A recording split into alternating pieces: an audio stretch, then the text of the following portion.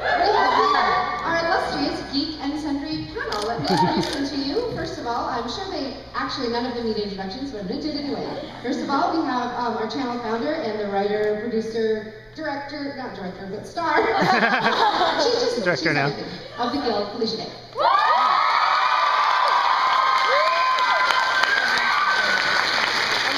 Next up, we have the host and co-creator of Tabletop, Mr. Wil Wheaton.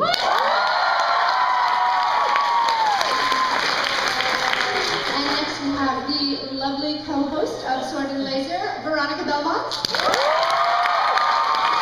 And the equally lovely co-host of Sword and Laser, Mr. Tom Merritt. And weird coincidence, it was me and Tom's birthday yesterday. Happy birthday! So, thank you for having us be here. It was a great birthday. So, VidCon is awesome. Yeah, we love VidCon, and because we're at VidCon and because we're a YouTube channel, what we're going to do is we're just going to talk a little bit up here, and then we want to get questions from you guys, and also just input about the channel. How many of you are watching a show on Geek and Sundry right now? Raise your hand. Like right now? I tried. No? Nobody? Everybody's watching our shows? Hooray!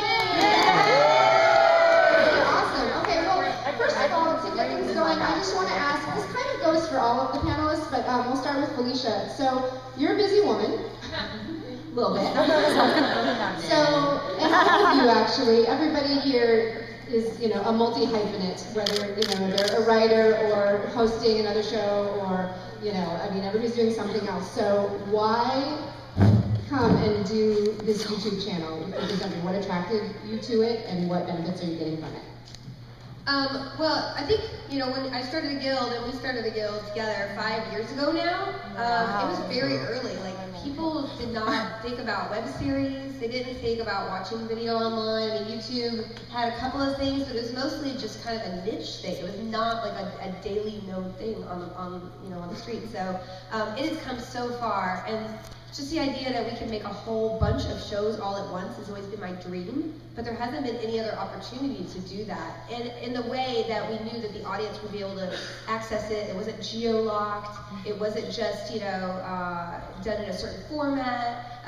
Everybody would be able to enjoy it all at once. And I think that's the benefit of being on YouTube, is that it's global and it's all inclusive. So that was kind of what attracted me to it. And then to be able to create shows not only about myself, but about the people who I really admire. So when we sat down to just think about— Wait, don't look past me. Well, you're pretty. Anyway, so that's why. You can go. Go ahead. Do you want to answer the question? No? No, I told you said I was pretty. You are pretty. You're pretty man. More beard. When I remember when YouTube started, and I was just by weird coincidence in the middle of emailing with a guy who was like one of the I think he was one of the early YouTube engineers. And I have been a huge fan of disruptive technologies my entire life.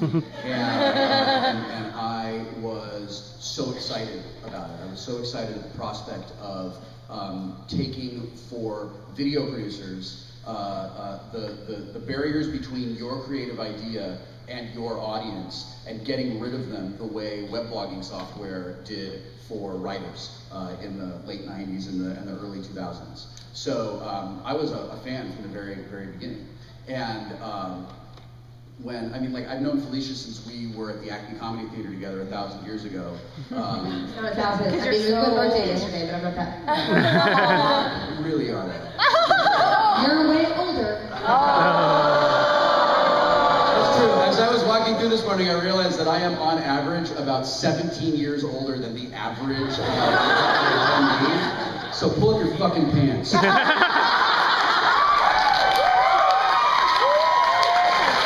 It's stupid. Calling mothers worried about you.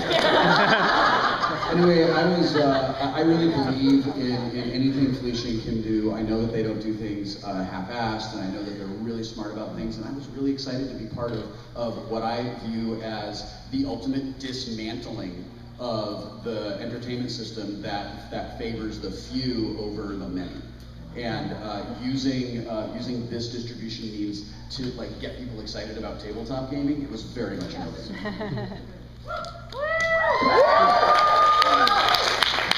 This has been really cool because I've been working in video for a long time, but this is the first time I've done a project that its primary, mode of reaching people is YouTube. Because I've done podcasting, I've done video podcasting, I've done the stuff we did on CNET. It never really made it to YouTube, and so it's a whole new world. And this is my first year at VidCon. It's just kind of blowing my mind. It's amazing, and it's been a lot of fun. And we love being able to bring a sword and laser to video for the first time and reaching a whole new audience.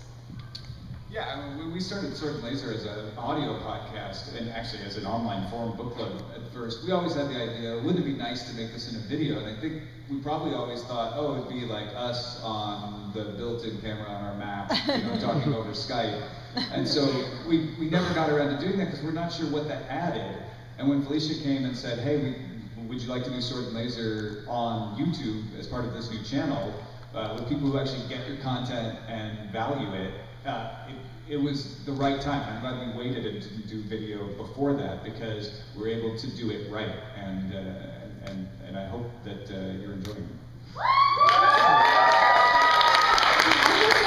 I was going to show you the sizzle reel before we talked about all this, but I'm going to show it to you now just in case there's anybody out there who's a friend of a friend and you're not exactly familiar with our content. So these are the shows that you can see right now on Sword and Laser on Geek and Sundry.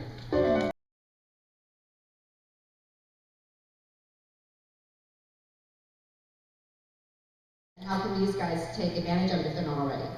Wait, a whole bunch of people just came in. If there's an empty seat next to you, hold your hand up so that people who just came in know where they can go and sit. Thanks, Dad. Okay, well.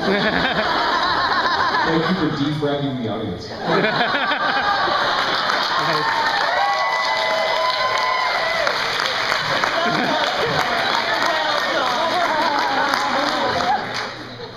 So on the blog, we've been doing a little bit of interactivity. Every single episode, I answer a question of note, and then I also share some of the favorite things I've done, and we take suggestions from the audience about that.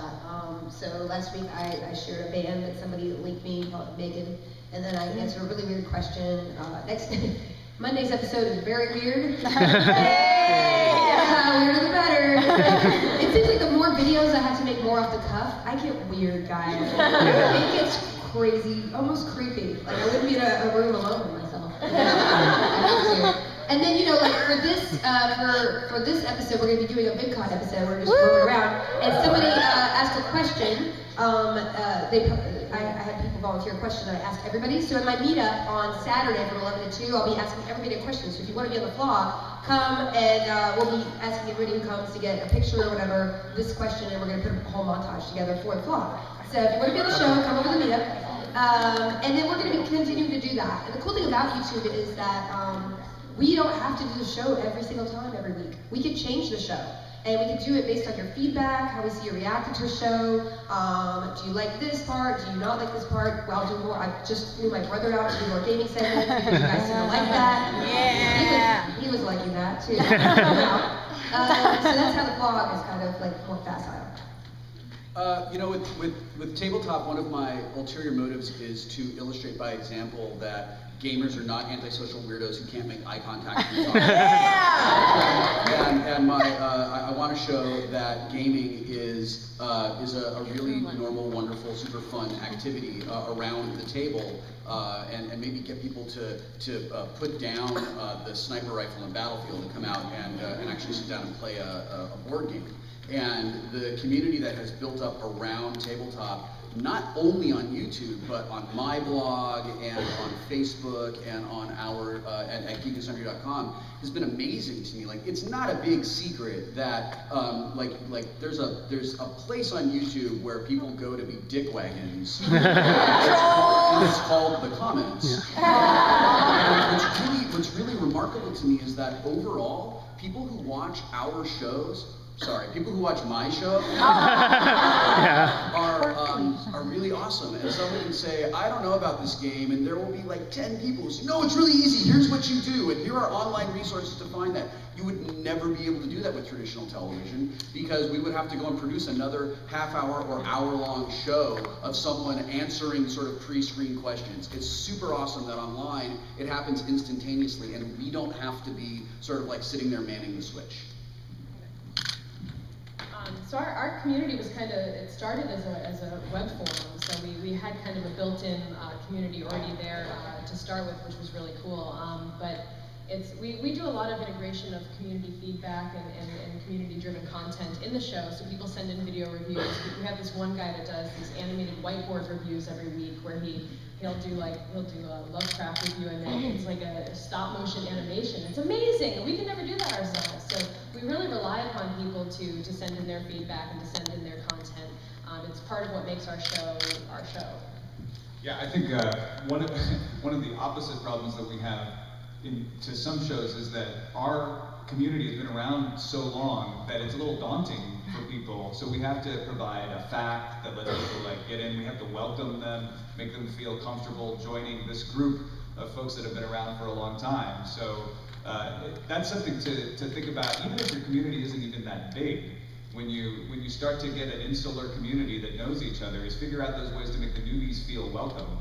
Because we want everybody in this audience to come and enjoy Sword and Laser, read science fiction and fantasy, and talk about it on our forums, because that's how we make our show better, is to see what people like, what they're interested in, read those feedback.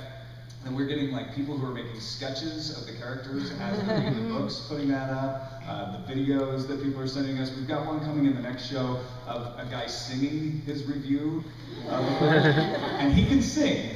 The lyrics will leave for you to judge. So if you guys want to interact with any of these shows, you just go to geekandsundry.com, or also in the what is it called? The info section beneath the fold. If you just click more info under all of the videos, we have the links to all of the emails where you can send suggestions for Fave 5 or questions of note or.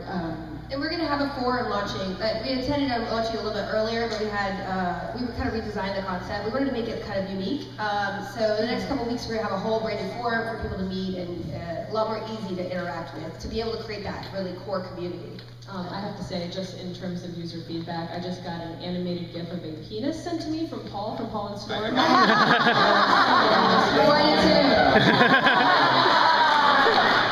Paul. Actually, it's not animated, it's just like a emoticon.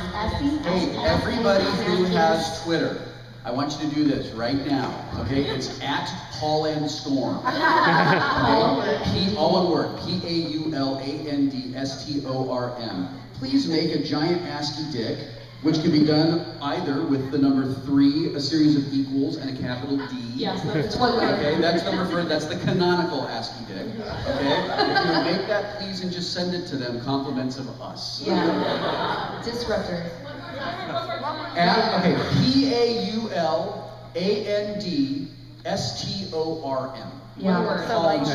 They're the guys that are doing Learning Town. Yeah, the ones who stood there awkwardly, because that's what they do. We have a show. Do we have a mic for questions? Or do you just want to shout? I think you can just stand up and shout, and I'll repeat your questions. So I think it's time for questions. And one right here.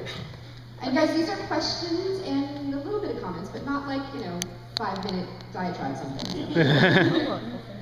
I've been trying to get my dad to watch tabletop because he's really into tabletop gaming. But he sent me on a mission, and if I complete this mission, he'll watch it. I have to record a video of you saying that William Shatner is the best actor of his generation. Oh, that's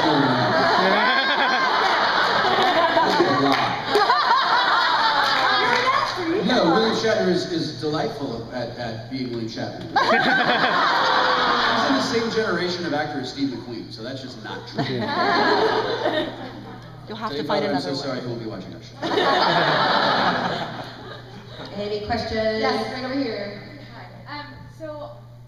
I knew a lot of you through TV, especially Felicia, because I watch Eureka all the time. Yeah. We found the crossover from But not Will. We found the crossover from internet to TV. The The question is, how did you find the crossover from internet to TV? How did I find the experience, or what do I think is different? Or? Yeah, like, just is there a major difference between like the big broadcast? Oh yeah. We have like 3 people on our sets, and they have 200. We have a trailer. When you go to a real, one of those sets, it's huge, and there's trailers everywhere. For us, And it's like you turn a trash can upside down. There's your yes. And the producer is plunging a toilet. You guys It's got a trash cans? We don't get trash cans. The trash can is not coming out of the tabletop budget. Only one trophy. I want to buy a second trophy for this. yeah. By the way, the trophy is in the building. Anyway. Saw it. Yeah. It's at It's at the table. It's at the table. Um, That's very exciting. It's just really different. Like, you can make a year of content for one episode of TV, what it costs. I mean, people don't really realize that. Like, they spend $2-3 million per 1 hour episode, or a half-hour episode. Like, that's what it really costs to make TV. And there's a lot of that money that you never see on screen because it goes to support the infrastructure of the studio. They've got to pay rent, they've got to pay utility bills. Yeah, in order to produce that much content. So like when people are like, why isn't there another episode out? It's like, well, we don't have $3 million episode, guys. Because you have to hire so many more people to produce that much more at the same time. It's like if you're baking cupcakes in your kitchen, right? And you're like, hey, I'm gonna make a dozen a week, right? Somebody's like, where are my 400 cupcakes a week? Well, you have to have more ovens. You have to shut up. Wait, are you laughing at me with my cupcake analogy? No, I'm not. I'm laughing with your recreation of the angry wants more cupcakes guy. Because I think you just described like a lot of the internet. Where's my cupcakes? This cupcake sucks. You eat it right now, but I'm gonna eat it, I'm gonna spit it out and poop on it. That's what happened. They're doing it with frosting like all over their face.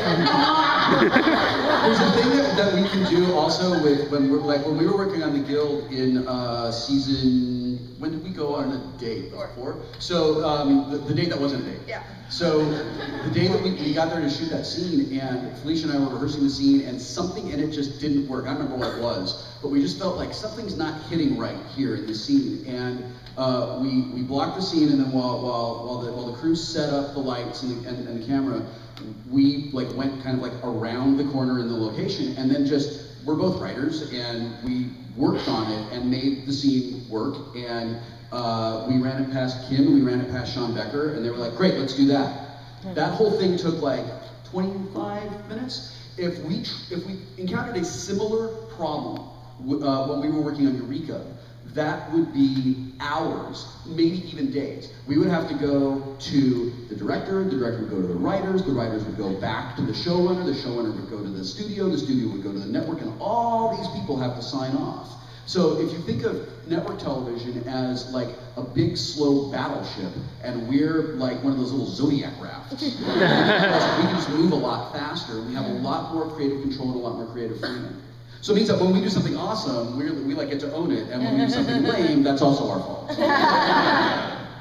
Tom and Veronica, do you have a similar experience with the shows that you have worked on in the past, even though it's maybe not network television, but... Well, I actually, I was in charge of the website for techtv.com in the early part of the decade, and back then, the cable companies wouldn't allow us to put more than 10 minutes per half hour of our television shows on the web because the little postage stamp size reel video might undermine their ability to subscribe to cable. So it's people in the defense, people are a big fan of the buffering channel. I know. Watching that progress bar sometimes was more entertaining than what was on television. But seeing that industry from the inside is kind of what drove me to want to do independent content, because I said, look, I could keep hammering down that alley, but I see what the battleship is like to turn. And I know eventually they're gonna change, and they have. Obviously, we have full episodes of television on Hulu today, so they figured it out eventually, and they're going to figure out even more. But I like the ability of just bypassing that whole route and saying, let's make good stuff and give it right to people and cut out the middleman. Other questions? I'm going to go in the back, right in the back with the watch on. Yep, you that just behind you. Yes. But what would you say the difference between Geek and Sundry's work and your work on, say, CNET or Texella? Well, it's cool because It's not about technology. Yeah, there's that. But what I love about doing this stuff for Geek and Sundry is that it's the first time I've ever kind of owned something in a way. Like it's really cool because I obviously have a lot of say in what goes into Texilla or what went into any of the podcasts we did at CNET, even when we were writing and producing them. But now it feels for the first time like it's a thing that I have and I can do something with and make grow, and we're making some big changes to the format next week, which we're really excited about. So it's like we can just do at the drop of a hat, make a change like that, and it's really wonderful that way, and it's been a lot of fun. Yeah, I don't have too much to add to that. I mean, other than the fact that it's always good to work with people who value what you're doing. And not that CNET didn't value what we were doing, but CNET's main business was product reviews and selling ads around us. So what we were doing there was always kind of only valuable in so much as it helped that part of the business. And at TWIT, This Week in Tech, where I work with Leo Laporte and at Geek and Sundry both, what we're doing, the shows we're making, are what they want us to do. And that makes a huge difference in getting excited and getting enthusiastic and wanting to make it better and better all the time. Yes, Richard. So my channel it had a nice core base of subscribers. This is mostly for Sword and Laser. We had a nice base of subscribers, and now we're getting a few more. You mentioned the bringing new people in after you've already got a whole bunch of people who like get your inside jokes and things like that. What are some tips for navigating that issue? So the community has actually handled a lot of it because they knew the changes were coming and they knew that the video show was about to happen. So I think they kind of girded their loins and got ready for the influx of people. One of our community members, Dick, actually wrote an entire FAQ. He spent like days working on it. They built an entire wiki that explains all of the inside jokes. It also lists every single book we've done, why we picked it, how the selection was made, and like all the like valuable information about that stuff, that topic. So they really stepped up and really helped the new members kind of feel welcome and get prepared to kind of jump into the show. And but there has been new stuff for them to get used to as well. So it's been a process, but I think at the end it's really working out. I think the key is always having that communication line open with your audience and saying, hey, this is the new change that's coming, or this is an effort that we would like to make, how can you help us out with it? And engaging in a good, respectful dialogue. If you're cultivating a good community from the start, and you've got people to help you in the community keep the haters out, it makes a big difference, yeah. I have one more thing to add. Holy crap, I forgot it. It was so good, Veronica. It was so good. Unicorns? No, it wasn't about unicorns. Not this time.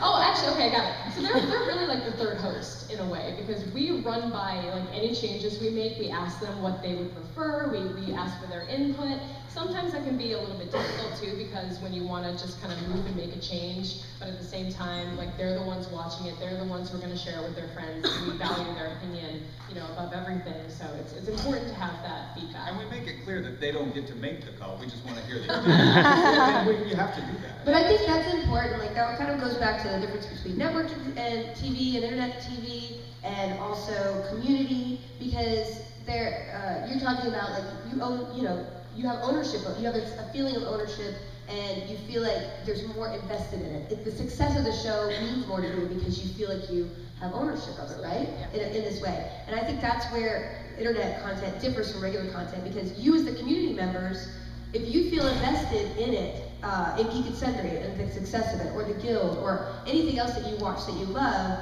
you want it to be better. You want it to keep going. You want to be able to welcome somebody new in, because the bigger the audience, the more content you can make, right? And that's what I always wanted to do with Geek and Sundry, was to take what the Guild felt like it built, which was people feeling like they were accepted and they found a little bit of identity with it, and they met people who they felt close to because the interest around the Guild made them close. Like that's so important to me, and I want to make sure that transcended one show and could encompass a lot of different shows. So like when I read the comments, it's hard to read bad ones, but don't read the comments. I know, right? Because a lot of people might have comments that are like, hey, this feels too long, or I didn't like this particular title, but I like this title. And like that's important to me to take into consideration when we make more decisions that are on like a bigger scope. But like that part of internet, it means so much to me versus like making a TV show. You're gonna get what you're gonna eat what I give you. You're gonna eat that cupcake I give you. Molasses carrot. That cupcake was awful. Where's my other 40 cupcakes? to also, like, as how many of you in this room produce something that you release on YouTube? So, wow, that's amazing. So here's this thing that I want you to keep in your head if you don't have it already. Someone else's success does not mean your failure. And your success does not mean someone else's failure. We live on the internet where there's nearly infinite bandwidth and it goes around the world, and you don't really have to worry about being in direct competition with someone. It's not like the 1970s, before you were born, when there were 3 television networks and people were in incredible competition to keep people watching a show for a half an hour at 8 o'clock on Wednesday night. It just doesn't matter anymore. It's not YouTube versus YouTube, it's all of us versus the man.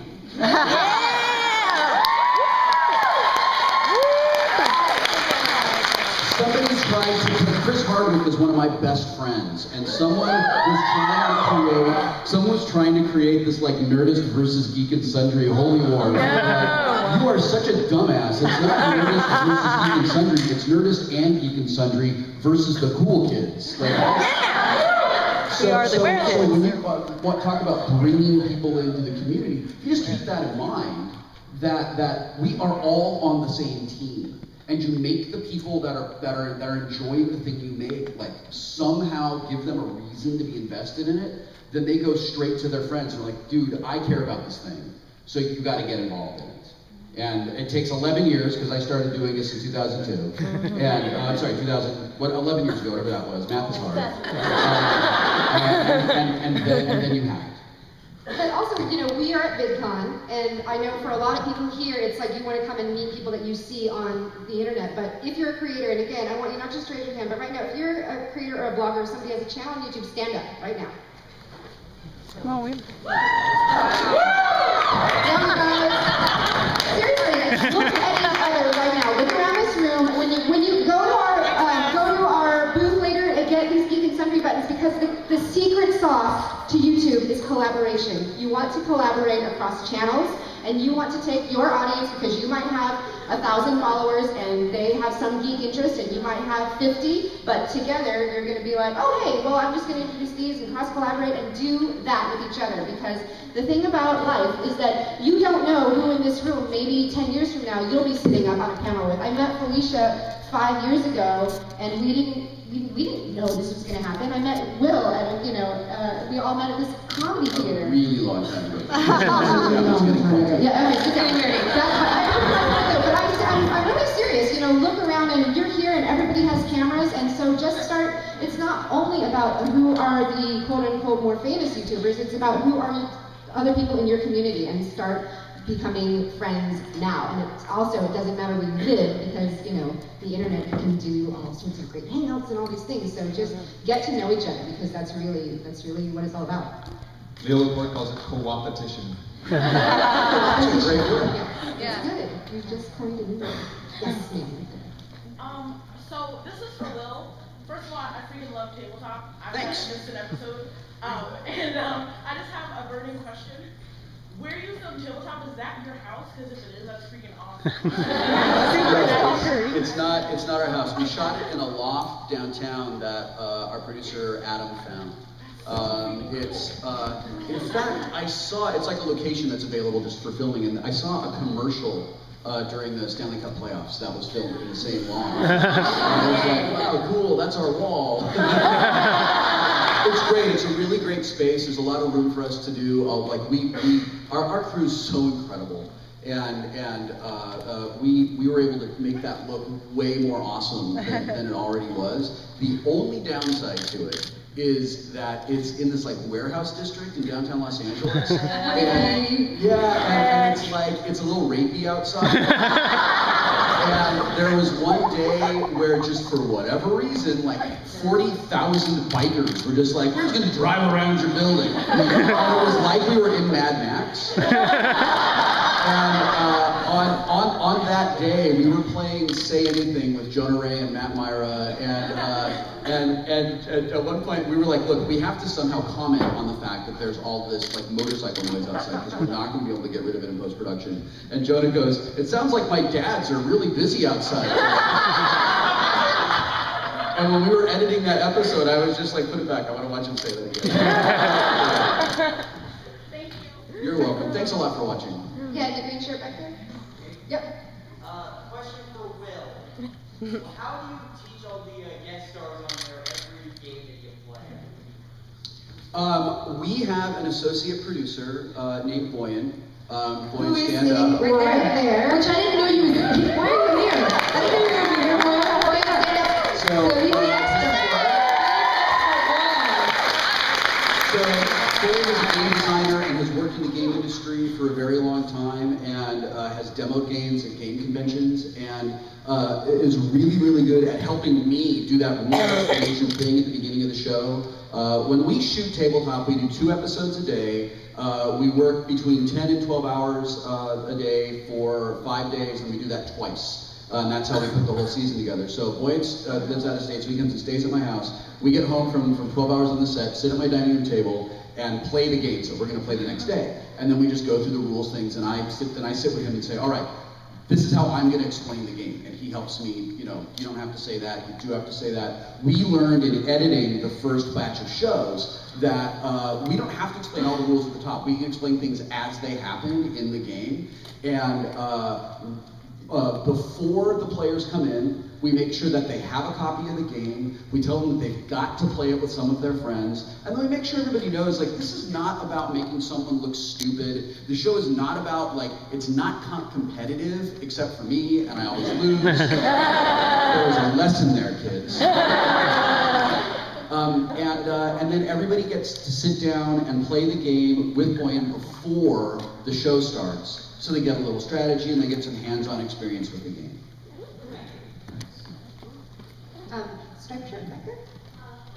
My question is for the whole panel. I just was curious about what aspect of yourself most directly influences the content that you create? Wow, deep. Felicia's neurotic, like the character on the Guild. I say that with mostly love. No, you're right. What aspect of myself? I feel like I was homeschooled, so I'm a little weird. So I don't see things like anybody else. Homeschoolers, what? So we're weird, right? We don't think like other people. We're not like raised with, hey, there's cool kids and there's people who should stand in the corner. Like I'm cool the way I am. So I think that, and then also like just my love of genre. You know, I am a fan of everything I make. Like I know that I would watch anything. That's my measure. Would I watch it as a fan? And that's all like the baseline. I love games. I love games, and like I told you what my ulterior motive of the show is, but my sort of ulterior mission, like my overreaching mission in life is just to somehow get people to be kind to each other. And I think that if we can show that getting together to do something that's nominally competitive is actually a really social and sort of like a supportive, wonderful experience, that if we get more people to play games and spend time actually face to face with each other, that hopefully that will translate into people not being dicks. That was really beautiful. If you want to spread love, why did you just have everybody tweet penises? It's actually because Paul and Storm are 2 of my best friends, and every time I'm ever on a panel or on stage or anything, they do that to me, and they have Twitter do it to me, so we do it back to them. It's one of the ways we express our love. 3 grown men express their love to each other by sending dicks back.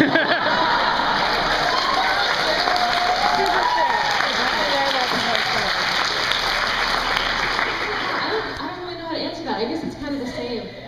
What? There's a difference between being a dick and sending. There you go. You are absolutely right. Not necessarily Don't be a dick. Send an Send a dick in love. Can I say that? We're just gonna clip that part out. That would be fantastic. Yeah, I've been a huge huge sci-fi fantasy nerd my entire life. My dad got me reading sci-fi fantasy when I was real young, and it's something that I've just loved forever.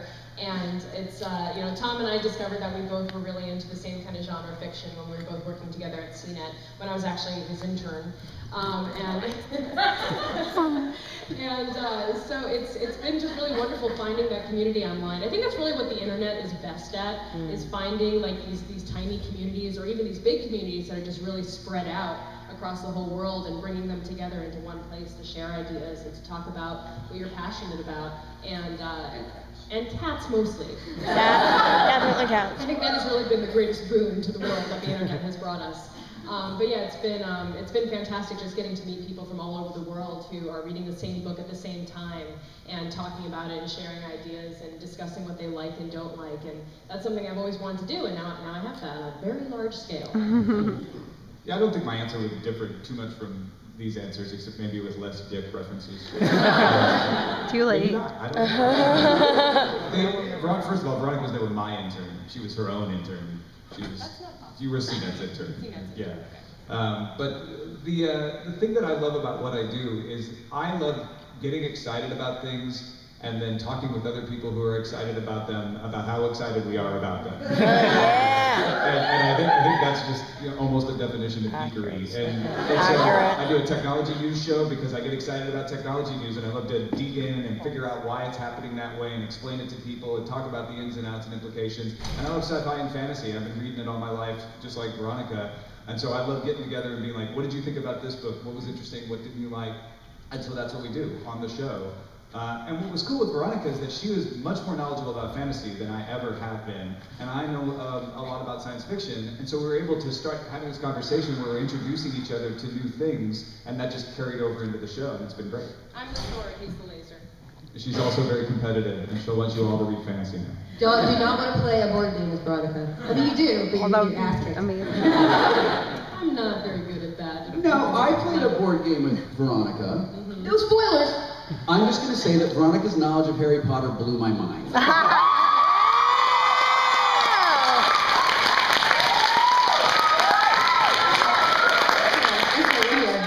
This is a question for... She wants to ask a question. You have to wait your turn.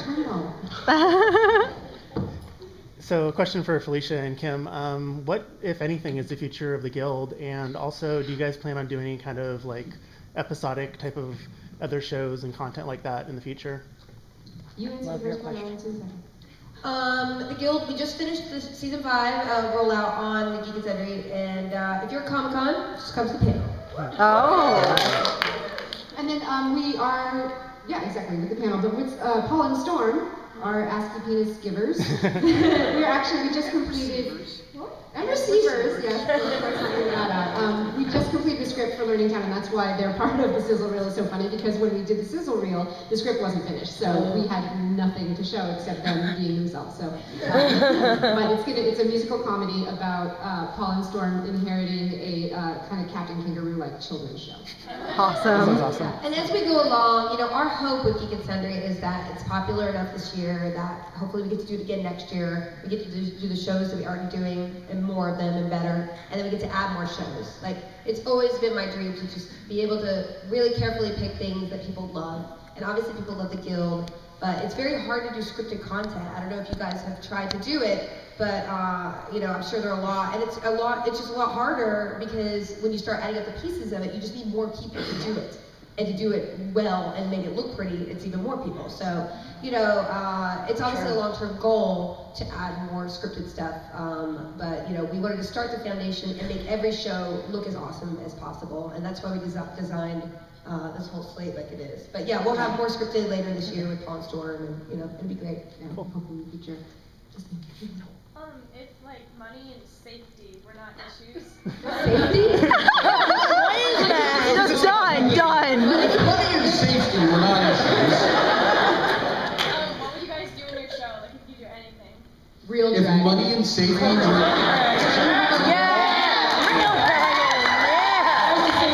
If money and safety weren't issues, my show would be Mythbusters.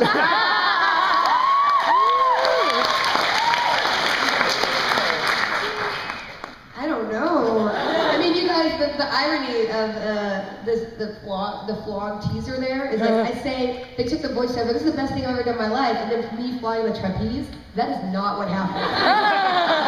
That was the worst experience of my life. I will never get off the ground again. I can help it. So I would tears. Yeah, it's an episode with me and Kim where we do trapeze together, and it was. I had fun. Tiny Asian woman flying through the air with a smile on her face. She's creepy. And you must look like a ghost, like trailing fire.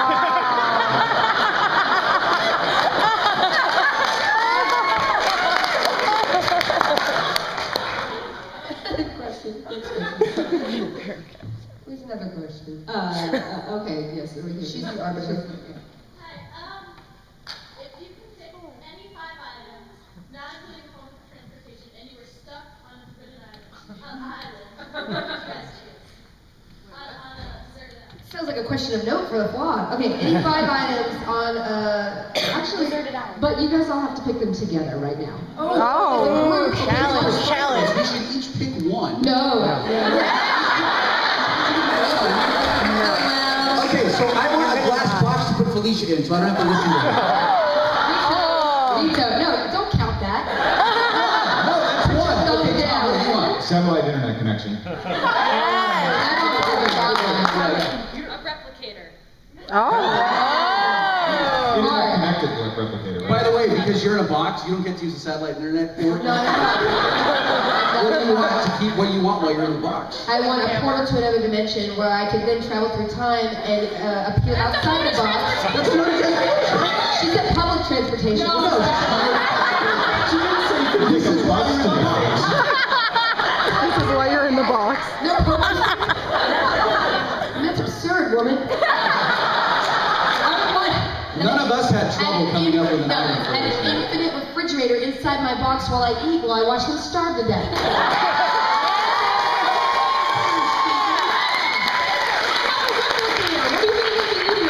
Oh, I thought you meant like a maker. No, like a real replicator. Can I come out of the box now? No! We are truly a community. Yeah. Wait, you're number 5. What do you want? I want a dog.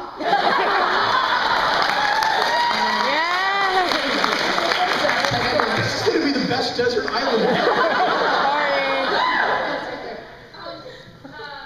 Don't read the comments and certainly sage advice, but every now and then, one with just the biggest jerk face. That's when you go to their house. This is the way I imagine someone who does that, and this is one of the few times I'll be serious here. A person who really loves a thing is less inclined to sit down and spend time going, this is really awesome, and I just wanted to say thank you for making a thing that I love. Thanks for being awesome. Because people tend to reflect to the world the way they feel about themselves. And they tend to see reflected in their entertainment and people that they either not necessarily admire, but are in a place to look up to. They see in them, they see the things they like about themselves, and they see the places where they feel they're falling short. As a general, like just psychological rule, when someone is an asshole on the internet like that, it's because they're sad, they're frustrated, they're lonely, they're unhappy. And when I see something like that, when it's directed at me, my general reaction is to say, I really hope you feel better now. And I sometimes do that, or sometimes if someone's really stupid, I love it when someone yells at me about grammar but uses the incorrect form of right?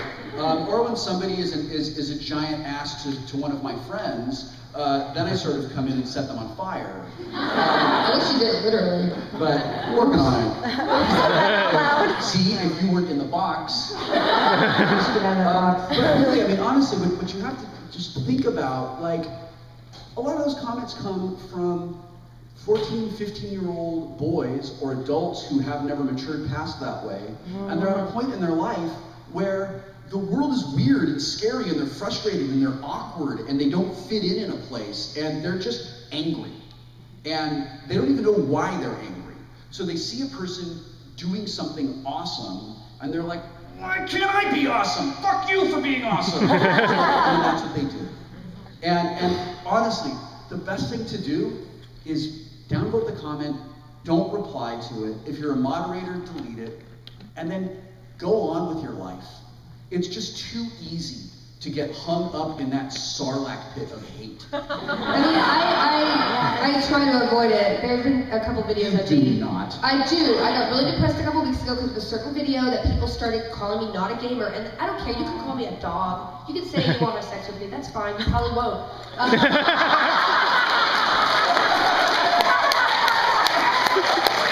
mind that. I like the probably.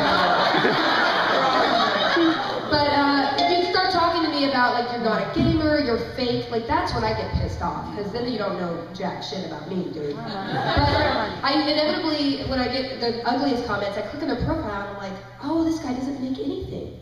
So like it's a dude who doesn't make anything, and they don't know what it's like to be vulnerable and create. But at the end of the day, if you don't create and if you're not vulnerable, then you're just a drone in a sense. You're not really sharing what's special about yourself. Because I always like to say, if I told everybody to write a paragraph about a cat, every single paragraph would be different.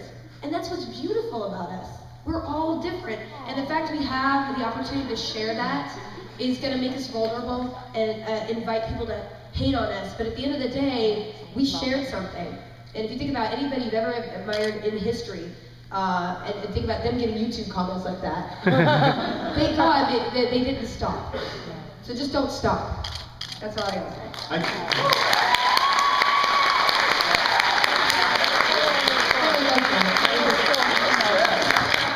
A couple tricks that I have used, because I agree with everything that both these guys said about folks, but sometimes you just get sucked in and you can't help it. What are you going to do? Because you want to fight that hate that you're feeling. And first, read it without all the charged words. Just edit it. Take out all of the you failed to mention and your idiotic reply, and see what they're really saying. There might be something valuable, and respond to that. And say, oh, that's a really good point. And what's amazing is when you really respond, all of a sudden you become a real human being.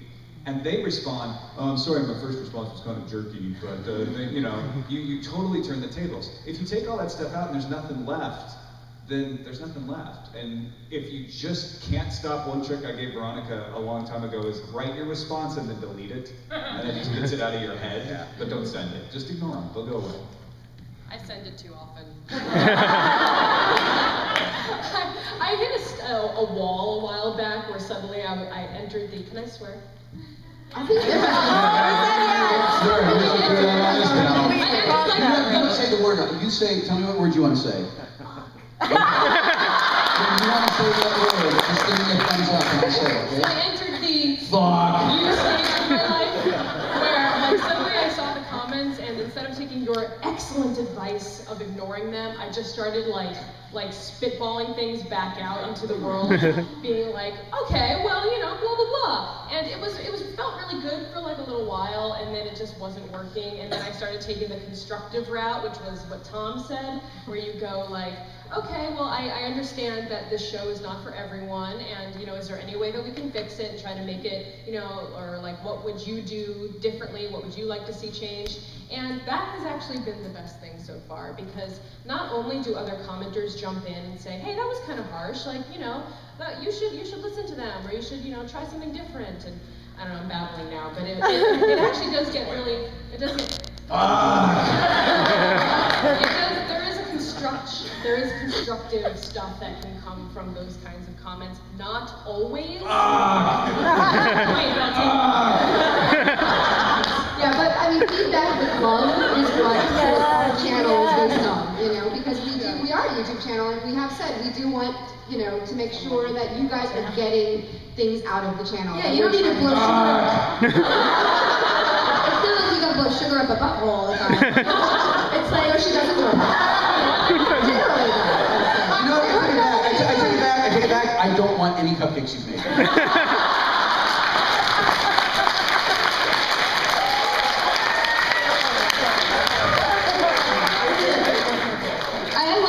something like that's actually legitimate, like, hey, this wasn't as good, or I didn't like this game, or the way that you shot this was weird. Like, I mean, there's nothing I can do about fixing it, but I can actually take that later and make a better video. Yeah, nothing wrong with that. You don't need to hear like compliments all the time, but it's just the attitude. That's what gets you down. So I think that's a really good advice. Take the attitude out of it, and you might learn something from it. My favorite thing is when the community jumps in and helps. Like, I think that always makes me feel the best when I don't even have to say anything because someone jumps in and either defends us or like shuts the other person down. I'm not saying get into like YouTube comment fights, but it is nice sometimes. But sometimes you have to imagine if that person was standing in front of you, would you spend longer than 30 seconds engaging in whatever they're doing? You probably wouldn't. You'd just be like, okay, I don't really stab them and then. Not that. Don't do that. One more question. Yes, ma'am. Who do you like to watch on YouTube? And My Drunk Kitchen. My wife and I get so frustrated with how shit television is that we will just go back and re-watch My Drunk Kitchen. But I was thinking about this, I didn't say it earlier. One of the main reasons we know that YouTube and YouTube produced shows are awesome and are a direct competition with sort of old media broadcast television. Everybody wants YouTube on their TV. You don't want it to be limited to your computer. So My Drunk Kitchen and anything Hank and John Green do.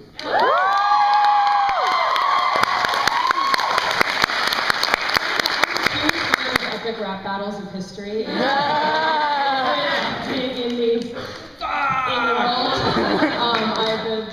The new season has been absolutely fantastic. I love the vlog also. It cracks my shit up. You are hilarious.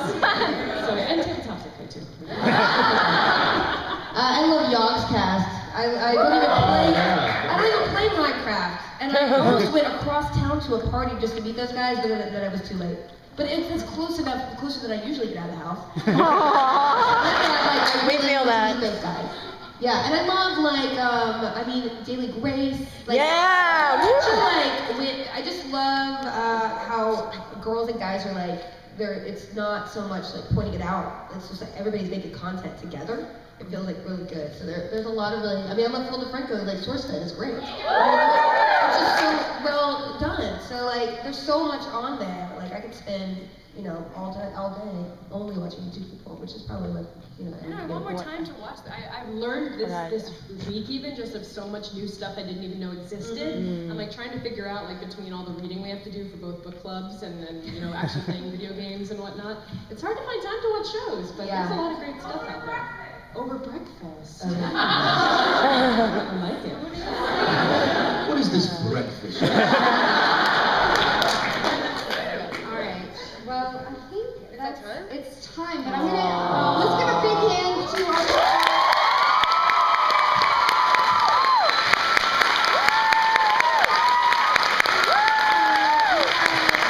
Thank you so much for coming out. I'm gonna tell you what we're gonna do right now. So here's the first rule: don't rush the panel. So these guys have to go to lunch. They have to feed themselves because they have a long afternoon ahead. So there are other opportunities that you'll get to see all of them. Right now, after lunch at 1 o'clock in the expo hall at our booth, Wil is going to be tabletop gaming for 4 hours. So come by and say hi, watch the games, videotape, do whatever you want. It's going to be really fun. Felicia, get a button at our booth there. If you read declarations. At 2:15, there's going to be a meetup with Felicia and Veronica and Bonnie Burton and Kyla Kazabi. No, it's for my vaginal fantasy. So 2:15, you want to talk about vagina? No, it's romance, but it's also paranormal, and we have a lot of guys there, so it's not just all girls. And then we're going to be gaming down there with Willow around 4, so we're around all day, and I have a 3-hour meetup on Saturday. So just come, talk, and if you want to be in the vlog, that's the place to come. Yeah, and did you have I just wanted to say thank you to everybody who came to the panel, because my understanding is that the panels kind of all got scheduled at the same time, and I know that there's a lot of really great producers and creators and interesting people here, and it just means a lot to me that you guys packed this room. There's people standing in the back. Thanks a lot for coming and choosing to give us some of your time. I really hope that it was worth it for you guys. Go excited and make things.